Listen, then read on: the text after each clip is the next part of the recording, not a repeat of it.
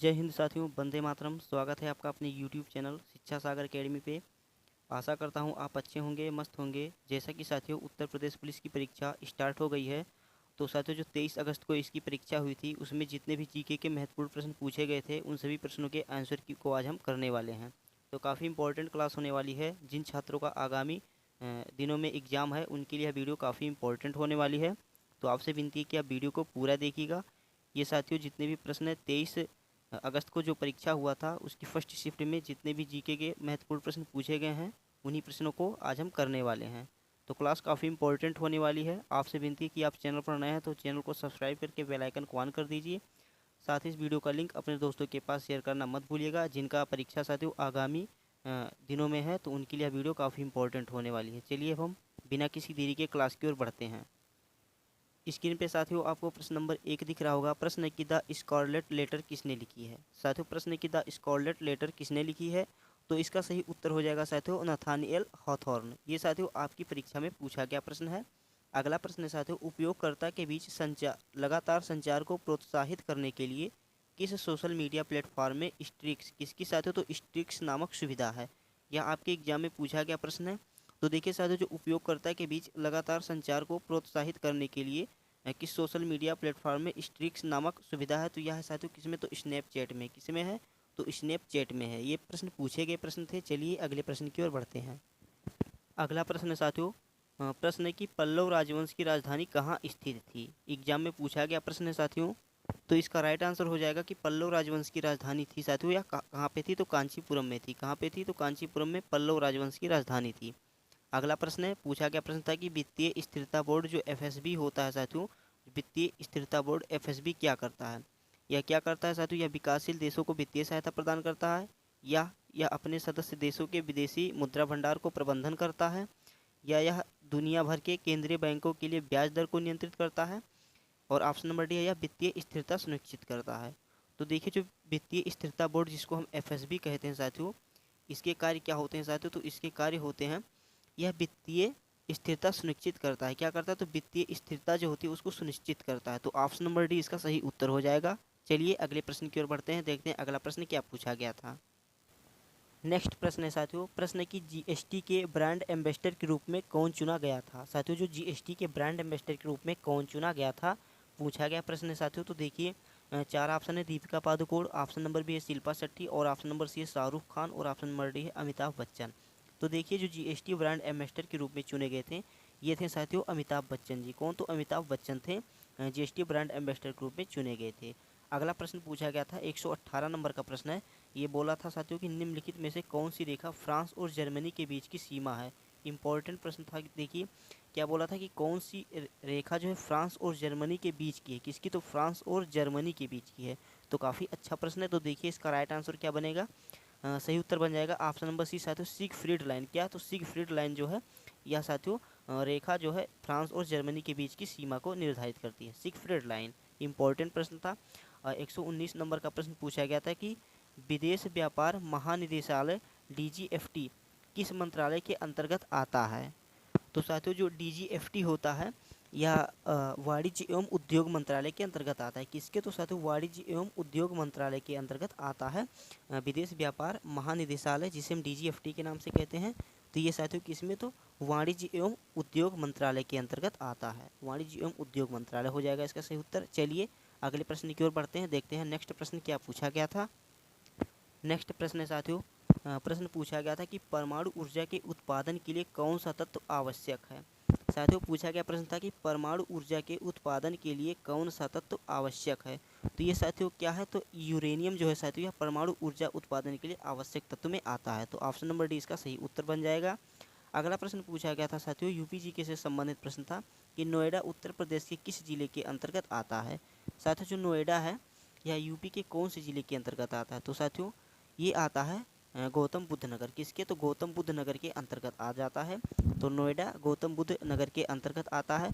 अगला प्रश्न है 122 नंबर का प्रश्न है कि विश्व डाक दिवस कब मनाया जाता है। चलिए इसके ऑप्शन की ओर बढ़ते हैं साथियों। 122 नंबर के प्रश्न में है साथियों क्या है तो विश्व डाक दिवस कब मनाया जाता है। तो साथियों विश्व डाक दिवस मनाया जाता है 9 अक्टूबर को। कब मनाया जाता है तो 9 अक्टूबर को साथियों विश्व डाक दिवस के रूप में मनाया जाता है। नेक्स्ट प्रश्न पूछा गया था कि जून 2024 तक संघ गृह मंत्रालय का प्रमुख कौन है। साथियों जून 2024 तक संघ गृह मंत्रालय का प्रमुख कौन है, तो साथियों जो गृह मंत्री कौन है, तो अमित शाह जी हैं, तो यही हैं साथियों। तो ऑप्शन नंबर डी इसका सही उत्तर हो जाएगा कि जून 2024 तक संघ गृह मंत्रालय के प्रमुख साथियों अमित शाह हैं। कौन है, तो अमित शाह हैं। चलिए अगले प्रश्न की ओर बढ़ते हैं। नेक्स्ट प्रश्न है साथियों प्रश्न नंबर 125 में है।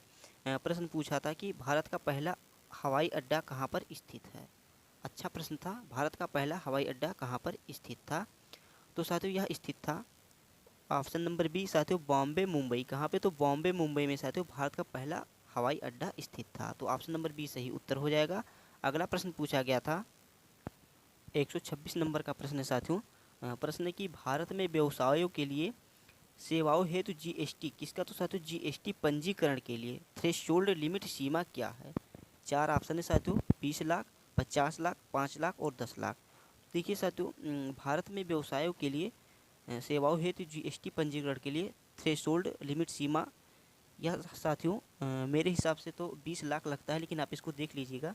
Option number A is the right answer है, बट इसको आप एक बार देख लीजिएगा कि इसका सही उत्तर क्या आएगा। मेरे हिसाब से साथियों 20 लाख ही है। चलिए अगले प्रश्न की ओर बढ़ते हैं, देखते हैं नेक्स्ट प्रश्न क्या पूछा गया था। साथियों जितने भी प्रश्न करवा रहा हूँ ये 23 अगस्त को पूछे गए जीके के महत्वपूर्ण प्रश्न हैं। तो साथियों जिन साथियों का 23 अगस्त को यूपीपी का एग्ज़ाम था, उनकी एग्जाम में यह प्रश्न पूछा गया था, उन्हीं का साथियों मैं आंसर की आपको करवा रहा हूँ। जिन छात्रों का आगामी दिनों में एग्ज़ाम है उनके लिए क्लास काफ़ी इंपॉर्टेंट है, तो प्लीज़ यह वीडियो अपने दोस्तों के पास शेयर जरूर कीजिएगा। जिनका एग्ज़ाम साथियों आगामी दिनों में है तो उनके लिए काफ़ी इंपॉर्टेंट है ये। तो जितने भी प्रश्न साथियों जीके के ही प्रश्न केवल करवा रहा हूँ। अगली वीडियो में साथियों मैं हिंदी, रीजनिंग और मैथ इनसे संबंधित जितने भी प्रश्न पूछे गए थे उनको भी करवा दूंगा। बट मेरे पास अभी इतने ही आंसर मिले थे, तो हमने सोचा कि आपको करवा दें कि जो 23 तारीख को फर्स्ट शिफ्ट की परीक्षा में पूछा गया प्रश्न था वह आपके सामने आंसर की ले आया हूँ। चलिए साथियों अब अगले प्रश्न की ओर बढ़ते हैं। नेक्स्ट प्रश्न है साथियों, प्रश्न पूछा गया था डैश डैश करके है। तो मैं दूर भावनापूर्ण फाइलों वाली छवियों का उपयोग करके हैकर को आपके खाते की जानकारी चुराने या आपके कंप्यूटर को संकृत करने में मदद करने के लिए किया जाता है। तो क्या है साथियों, यह है इमेज फिशिंग। क्या है साथियों, तो इमेज फिशिंग जो है इसका सही उत्तर हो जाएगा। अगला प्रश्न पूछा गया था साथियों क्रोएशिया गणराज्य की राजधानी क्या है। तो साथियों इसका राइट आंसर हो जाएगा क्रोएशिया गणराज्य की राजधानी साथियों क्या है, तो जागरेब है। क्या है, तो साथियों जागरेब जो है या क्रोएशिया गणराज्य की राजधानी है। तो ऑप्शन नंबर सी इसका सही उत्तर हो जाएगा। क्रोएशिया गणराज्य की राजधानी जागरेब है। चलिए अगले प्रश्न की ओर बढ़ते हैं, देखते हैं अगला प्रश्न क्या पूछा गया था। अगला प्रश्न पूछा गया था प्रश्न नंबर 129 है। प्रश्न की आतंकवाद से लड़ने में सूचना साझा करने किन तरीकों से महत्वपूर्ण हो जाता है। साथियों देखिए जो आतंकवाद से लड़ने में सूचना साझा करना किन तरीकों से महत्वपूर्ण हो जाता है, तो साथियों ये साथियों क्या हो जाता है, तो यह अधिकारियों को संभावित खतरों और अधिक तेजी से पहचानने में सहायता करता है। तो ऑप्शन नंबर सी इसका सही उत्तर हो जाएगा साथियों, ये अधिकारी को संभावित खतरों और अधिक तेजी से पहचानने में सहायता करता है। अगला प्रश्न देखते हैं क्या पूछा गया था। 130 नंबर का प्रश्न है। प्रश्न है कि भारत के किस पड़ोसी देश को थंडर ड्रैगन की भूमि के नाम से जाना जाता है। अच्छा प्रश्न है साथियों, थंडर ड्रैगन भूमि के नाम से जाना जाता है। तो ये देश है साथियों कौन सा, तो भूटान है। तो ऑप्शन नंबर बी इसका सही उत्तर हो जाएगा कि भारत के किस पड़ोसी देश को थंडर ड्रैगन की भूमि के नाम से जानते हैं, तो भूटान को साथियों थंडर ड्रैगन भूमि के नाम से जानते हैं। एग्जाम में पूछा गया प्रश्न था। चलिए अगले प्रश्न की ओर बढ़ते हैं। नेक्स्ट प्रश्न है साथियों बहुत ही अच्छा प्रश्न है, काफ़ी इंपॉर्टेंट प्रश्न है और पूछा गया प्रश्न था। प्रश्न है कि निम्नलिखित में से कौन सा सोशल मीडिया प्लेटफॉर्म नहीं है। देखिए साथियों ऑप्शन ए है इंस्टाग्राम, ऑप्शन बी है गूगल, ऑप्शन नंबर सी है ट्विटर और ऑप्शन नंबर डी फेसबुक। तो देखिए साथियों पूछा है कि सोशल मीडिया प्लेटफॉर्म नहीं है, तो साथियों सोशल मीडिया प्लेटफॉर्म नहीं है गूगल। गूगल साथियों यह एक प्रकार का सर्च इंजन है। बाकी इंस्टाग्राम, ट्विटर और फेसबुक ये सब सोशल मीडिया प्लेटफॉर्म है, लेकिन गूगल साथियों क्या है, तो गूगल एक सर्च इंजन है। तो राइट आंसर साथियों इसका हो जाएगा गूगल। चलिए अगले प्रश्न की ओर हैं, देखिए 132 नंबर का प्रश्न है। प्रश्न है कि निम्नलिखित में से किस प्रकार का प्रदूषण संवर्ध त्वरित यूट्रोफिकेशन है। तो साथियों प्रश्न है कि किस प्रकार का प्रदूषण संवर्ध त्वरित यूट्रोफिकेशन है। ऑप्शन ए है मृदा प्रदूषण, ऑप्शन बी है जल प्रदूषण, ऑप्शन नंबर सी है ध्वनि प्रदूषण और ऑप्शन नंबर डी ऊष्मीय प्रदूषण। राइट आंसर हो जाएगा साथियों इसका ऑप्शन नंबर बी जल प्रदूषण। क्या है, तो साथियों ऑप्शन नंबर बी जो है जल प्रदूषण साथियों यह तो त्वरित यूट्रोफिकेशन है। चलिए अगले प्रश्न की ओर बढ़ते हैं, देखते हैं अगला प्रश्न क्या पूछा गया था। नेक्स्ट प्रश्न है साथियों, प्रश्न नंबर 134 के रूप में पूछा गया प्रश्न था कि भारतीय संविधान का कौन सा भाग राज्य के नीति निर्देशक तत्व से संबंधित है। अच्छा प्रश्न है। तो देखिए साथियों, कई बार बता चुका हूँ कि भारतीय संविधान का कौन सा भाग राज्य के नीति निर्देशक सिद्धांतों से संबंधित है। तो इस प्रश्न का राइट आंसर बनेगा साथियों क्या, तो ऑप्शन नंबर ए भाग 4। क्या, तो साथियों भाग 4 है। अगला प्रश्न पूछा गया था, पुस्तक ए लाइफ मिस स्पेंट किसके द्वारा लिखी गई थी। साथियों पुस्तक ए लाइफ मिस स्पेंट किसके द्वारा लिखी गई थी, तो यह साथियों लिखी गई थी सूर्यकांत त्रिपाठी निराला। किसके, तो साथियों सूर्यकांत त्रिपाठी निराला जी के द्वारा लिखी गई पुस्तक थी। तो option number B is the right answer हो जाएगा। पुस्तक ए लाइफ मिस स्पेंट किसके द्वारा लिखी गई, तो सूर्यकांत त्रिपाठी निराला के द्वारा लिखी गई। चलिए अगले प्रश्न की ओर बढ़ते हैं, देखते हैं अगला प्रश्न क्या पूछा गया था। अगला प्रश्न साथियों 136 नंबर का प्रश्न है। प्रश्न की आसमान की नीलेपन का मुख्य कारण क्या है। बहुत ही अच्छा प्रश्न है साथियों। तो देखिए ऑप्शन ए है वायु के अणुओं द्वारा सूर्य के प्रकाश का परिकिरण यानी बिखराव जिसे हम कहते हैं। अगला है साथियों श्वेत प्रकाश का परिकिरण, ये नहीं हो सकता साथियों। ऑप्शन सी है जल की उपस्थिति, ये भी नहीं होगा साथियों। इसका राइट आंसर मुझे ऑप्शन ए और डी ये दोनों लग रहे हैं। तो इसमें से आप एक बार देख लीजिएगा, कन्फर्म कर लीजिएगा कि इसमें से हमारा कौन सा सही उत्तर बैठेगा। तो देखिए आसमान के नीलेपन का मुख्य कारण है साथियों वायु के अणुओं द्वारा सूर्य के प्रकाश का परिकिरण और वायु के कारण नीले प्रकाश का अवशोषण। ये दोनों साथियों मुझे सही लग रहे हैं, लेकिन आप इसको एक बार देख लीजिएगा ज़रूर। चलिए अगले प्रश्न की ओर बढ़ते हैं, देखते हैं नेक्स्ट प्रश्न क्या पूछा गया था। अगला प्रश्न है साथियों 137 नंबर का प्रश्न था कि रमन सुब्बा राव जिनका हाल ही में निधन हो गया, ये किस खेल से जुड़े थे। बहुत ही अच्छा प्रश्न साथियों। तो ये जुड़े थे साथियों किससे, तो क्रिकेट से जुड़े थे। तो ऑप्शन नंबर ए इसका सही उत्तर हो जाएगा कि रमन सुब्बा राव जिनका हाल ही में निधन हो गया था, ये साथियों क्रिकेट से संबंधित खिलाड़ी थे। चलिए अगले प्रश्न की ओर बढ़ते हैं। नेक्स्ट प्रश्न है साथियों, प्रायद्वीपीय भारत की सबसे लंबी नदी का नाम क्या है। साथियों प्रायद्वीपीय भारत की सबसे लंबी नदी का नाम क्या है। तो साथियों प्रायद्वीपीय भारत की सबसे लंबी नदी का नाम है साथियों क्या, तो गोदावरी। क्या है, तो साथियों गोदावरी नदी जो है यह प्रायद्वीपीय भारत की सबसे लंबी नदी है। अगला प्रश्न पूछा गया था NHRC का पूर्ण रूप क्या है। साथियों NHRC का पूर्ण रूप यानी इसका पूरा नाम क्या है। तो साथियों 4 ऑप्शन दिए हैं। ऑप्शन नंबर ए है national humanity rights commission India, option B है national human rights commission India, option C है national human rights commission India और ऑप्शन नंबर डी है natural human rights commission India.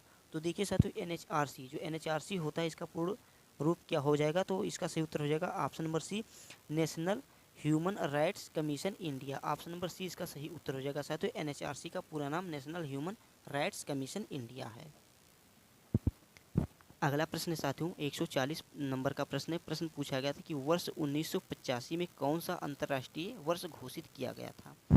अच्छा प्रश्न है। तो देखिए जो वर्ष 1985 था उस समय साथियों अंतर्राष्ट्रीय वर्ष घोषित किया गया था युवा। तो कौन सा, तो युवा होगा साथियों इसका right answer option number D हो जाएगा कि वर्ष 1985 में युवा अंतर्राष्ट्रीय वर्ष घोषित किया गया था। अगला प्रश्न साथियों प्रश्न की अनुसंधान डैश करके साथियों रिक्त स्थान में भरना था। तो प्रश्न की अनुसंधान विधियाँ उत्तरदाताओं की प्रतिक्रिया के आधार पर उनसे गहन और आगे की जांच और पूछताछ करने में सहायता प्रदान करती है। तो क्या है साथियों, तो इसका सही उत्तर हो जाएगा गुणात्मक। क्या, तो साथियों गुणात्मक अनुसंधान विधियाँ उत्तरदाताओं की प्रतिक्रियाओं के आधार पर उनसे गहन और आगे की जांच और पूछताछ करने में सहायता करती हैं। तो ऑप्शन नंबर 20 का सही उत्तर हो जाएगा। अगला प्रश्न पूछा गया था, प्रश्न नंबर 142 है, BRI का पूर्ण रूप क्या है। देखिए साथियों जो BRI का पूर्ण रूप क्या है, सही उत्तर इसका हो जाएगा साथियों option number A belt and road initiative. क्या हो जाएगा, तो बेल्ट एंड रोड इनिशिएटिव इसका राइट आंसर हो जाएगा साथियों। अच्छा प्रश्न पूछा गया था। चलिए अगले प्रश्न की ओर बढ़ते हैं। नेक्स्ट प्रश्न पूछा गया था साथियों भरान से संबंधित प्रश्न था। वर्ष डैश करके है में अंतर्राष्ट्रीय मानवाधिकार कानून के प्रवर्तन के लिए संयुक्त राष्ट्र मानवाधिकार आयोग को संयुक्त राष्ट्र मानवाधिकार परिषद द्वारा प्रतिस्थापित किया गया था। ये कब किया गया था, ये साथियों 2000 में किया गया था, सन 2000 में किया गया था। तो ऑप्शन नंबर सी इसका सही उत्तर हो जाएगा। अगला प्रश्न पूछा था कि अफ्रीका के आर पार दौड़ लगाने वाले पहले व्यक्ति कौन थे। साथियों 146 नंबर का प्रश्न पूछा गया था कि अफ्रीका के आर पार दौड़ लगाने वाले पहले व्यक्ति कौन थे। तो साथियों इनका नाम था क्या था, तो रस कुक था। क्या था, तो रस कुक था साथियों। ये अफ्रीका के आर पार दौड़ लगाने वाले पहले व्यक्ति थे। अगला प्रश्न पूछा गया था, प्रश्न की भारतीय कृषि अनुसंधान संस्थान ने भारत में संरक्षित बासमती किस्मों की खेती के लिए किस देश के खिलाफ कानूनी कार्यवाही मांग की है। तो देखिए राइट आंसर इसका हो जाएगा साथियों पाकिस्तान। किसके, तो साथियों पाकिस्तान के खिलाफ साथियों। अगला प्रश्न पूछा गया था कौन सा भारतीय राज्य अपनी अनूठी वारली, क्या तो साथियों वारली चित्रकला के लिए जाना जाता है? यह साथियों जाना जाता है महाराष्ट्र। कौन? तो साथियों महाराष्ट्र जो है यह अपनी अनूठी वारली चित्रकला के लिए फेमस है। अगला प्रश्न की ओर बढ़ते हैं। 149 नंबर का प्रश्न देखिए साथियों क्या पूछा गया था। 149 नंबर प्रश्न साथियों चित्रकारी, सॉरी साथियों प्रश्न की चिकनकारी। क्या साथियों? तो चिकनकारी एक पारंपरिक कढ़ाई शैली है जिसकी उत्पत्ति उत्तर प्रदेश के किस शहर में हुई है? तो इसकी हुई है साथियों कहाँ पे? तो लखनऊ में हुई है। साथियों चिकनकारी पारंपरिक कढ़ाई शैली है, इसकी उत्पत्ति लखनऊ में हुई है। चलिए अगले प्रश्न की ओर बढ़ते हैं। साथियों अंतिम प्रश्न है जीके का जो पूछा गया था। प्रश्न की महासागरीय अम्लीकरण का प्राथमिक कारण क्या है? तो साथियों इसका राइट आंसर हो जाएगा कि महासागरीय अम्लीकरण का प्राथमिक कारण है समुद्री जल द्वारा CO2 का अवशोषण। तो ऑप्शन नंबर ए इसका सही उत्तर हो जाएगा। बस साथियों प्रश्न यहीं तक थे। ये जितने भी प्रश्न करवाए गए हैं, जो 23 अगस्त को UPP का एग्ज़ाम हुआ था साथियों, उसकी फर्स्ट शिफ्ट में जितने भी जीके के प्रश्न पूछे गए थे उन्हीं प्रश्नों को आंसर की जो थी उनको हमने आपको प्रैक्टिस सेट में करवा दिया। तो जितने भी प्रश्न थे काफ़ी इंपॉर्टेंट थे। ये सभी 23 अगस्त को साथियों फर्स्ट शिफ्ट में पूछे गए प्रश्न थे। आशा करता हूँ आपको क्लास अच्छा लगा होगा। अगर आपको साथियों यह क्लास अच्छा लगा तो प्लीज़ इस वीडियो का लिंक अपने दोस्तों के पास शेयर कर दीजिए। जिन दोस्तों का आपका एग्ज़ाम उत्तर प्रदेश पुलिस में लगा है, यानी आगामी दिनों में है जिनका साथियों एग्ज़ाम, जिनका साथियों 24-25 से इधर जिनका एग्ज़ाम हो, उनके लिए वीडियो काफ़ी इंपॉर्टेंट है। तो प्लीज़ यह वीडियो उनके पास ज़रूर शेयर कर दीजिएगा। इससे साथियों आपको पता चल गया होगा कि हाँ एग्ज़ाम का लेवल, कि एग्ज़ाम में किस प्रकार के प्रश्न पूछे जा रहे हैं। तो साथियों 23 अगस्त को जो परीक्षा हुआ था फर्स्ट शिफ्ट का, उससे संबंधित जितने भी जीके के प्रश्न थे आपको करवा दिया हूँ। तो अब नेक्स्ट वीडियो में साथियों जितने भी तारीख की परीक्षा हो रही हैं उनका भी आपको प्रैक्टिस सेट आता रहेगा। तो चलिए साथियों मिलते हैं हम कल वाली वीडियो में। अगर आपको वीडियो ज़रा सा भी अच्छा लगा तो प्लीज़ आप लाइक कर देना और वीडियो का लिंक दोस्तों के पास शेयर ज़रूर करना। तो चलिए मिलते हैं हम कल वाली वीडियो में। तब तक के लिए जय हिंद, जय Bharat, Vande Mataram, take care, bye bye, अपना ख्याल रखना।